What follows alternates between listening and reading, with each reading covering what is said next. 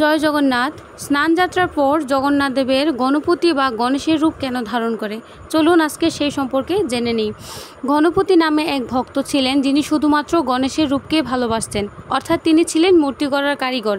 তাকে কেউ অন্য দেবদেবীর মূর্তি বানাতে দিলে সে গণেশের মূর্তি বানিয়ে বসে থাকত, অর্থাৎ সে ছিল গণেশের একমাত্র একনিষ্ঠ ভক্ত। তো সে একদিন শুনেছে পুরীতে নাকি সশরীরে ভগবানকে দর্শন করা যায়। তো সেদিন সে ভগবানকে দর্শন করার জন্য এসেছে। আসার পর সে দেখেছে জগন্নাথ দেবের গণপতি রূপ না। তো সে তো হতাশ হয়ে গেল এবং কান্নাকাটি করছে এবং বলছে তাকে নাকি ধোঁকা দেওয়া হয়েছে বা ঠকানো হয়েছে।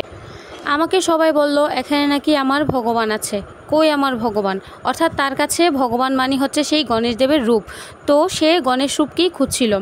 সেই তখন গণপতি রূপটা না পেয়ে চলে যাচ্ছিল মন্দির থেকে।